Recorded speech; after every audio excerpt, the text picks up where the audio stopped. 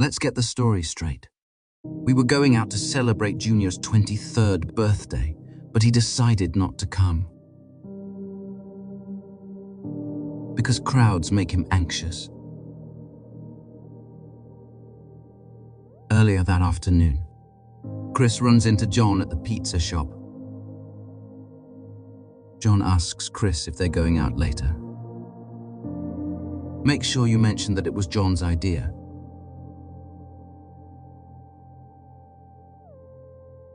Chris invites John to meet them at the waterfall after he closes up, and tells John to text him later.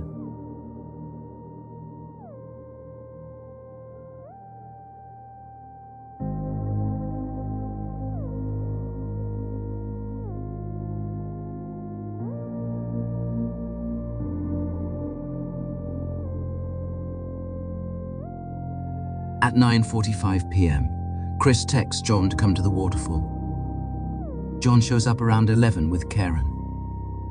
Remember to say she walked in with a drink. A clear liquid with a lime. It was fun, positive. Everyone was in a great mood. It was friends and family. People were getting along. No sign of hostility. Julie left right after John arrived, because she got a sudden migraine. There was talk about where to go after. Karen asked more than once if they could go make pizzas across the street. Being a nuisance, she kept asking and asking. And then someone mentioned going back to Brian's house. It was an open invitation. Anyone could have come, although no one else did. I wasn't specifically invited myself. The Alberts left with Higgins. No one noticed any tension. Jen walks out with Karen and requests she rides over to Fairview with her, but only because John and Matt were still inside, helping the band clean up. It was innocent.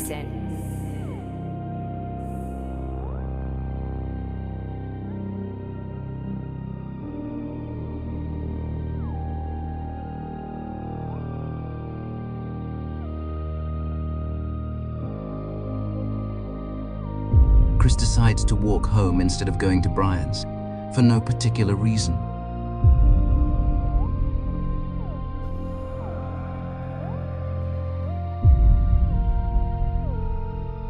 There will be a lot of questions. When they ask if you noticed any arguing between Karen and John, don't say no, just say, I wasn't really paying attention.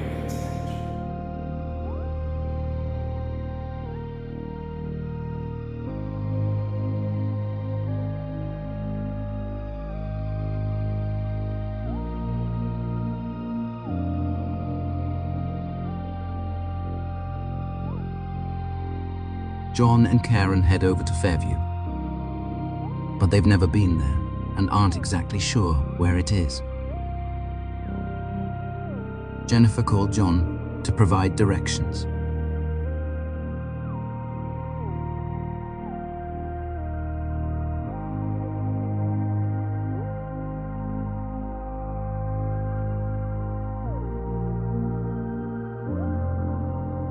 They take the long way, via Washington Street, to Dedham, to Cedar Crest. Jen and Matt saw them through the window, while Brian and Higgins looked at photographs in another room. Listen, this is the most important part that we all need to remember. For the rest of our lives, just say the guy never went into the house. Tell them Colin and Caitlin had already left, if anyone asks. Jen will delete all of her calls, text, and the Google search. Then she'll hand over her phone, like she has nothing to hide. Yes, I handed it over. And our friend in the lab will make sure none of it is ever found, just like last time, with that other girl. Don't worry, we'll be okay. Mike Proctor is taking care of everything. We'll buy him a gift, something really nice.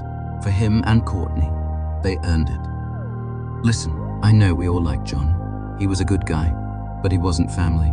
And we can't ruin our lives over a little drunken mistake.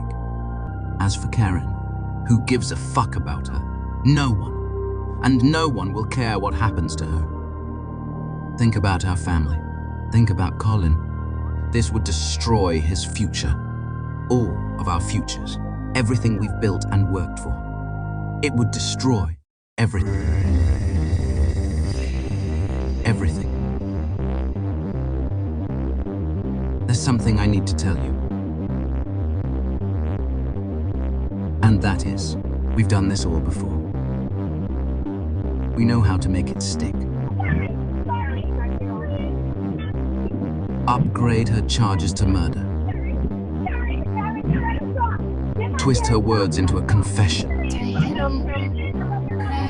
was saying, I hit him, I hit him, I hit him. Invent a motive and assassinate her She character. was screaming frantically in the back. She knew where he was. I didn't know he was there. She did. Screaming. 34 Fairview Road, Canton now. What's going on? There's a guy unresponsive in the snow. All units respond to 34 Fairview Road. All units. 10-4. Don't come out of the house.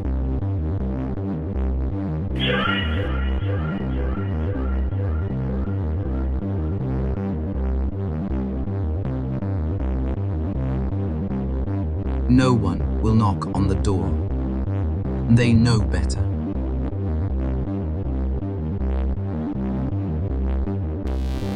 Monitor police activity.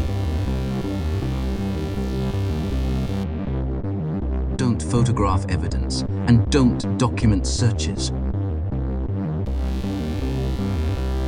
Handpick your investigator. Make sure it's someone we know, and someone we trust, like family. Question witnesses together. Get the story straight.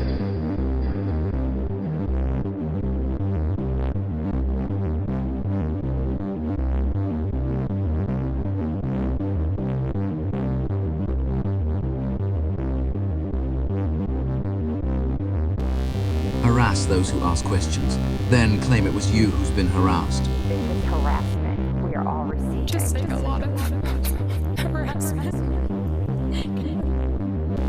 Arrest journalists.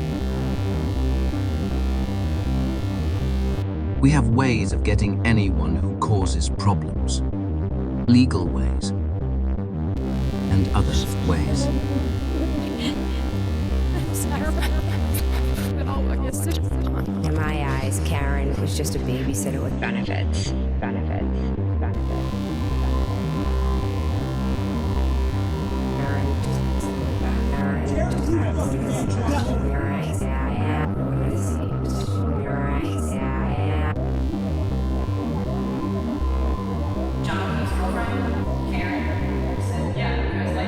She sucks.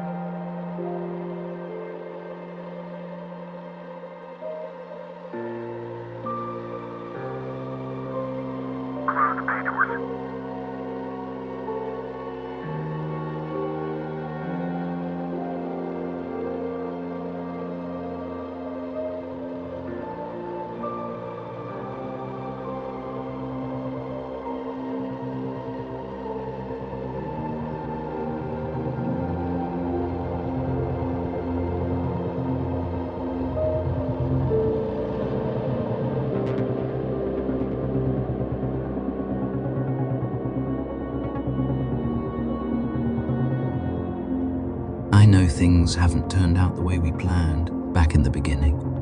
But we need to stick together and see this through. If Karen gets off, they'll come for us, lock us up with the same wild animals.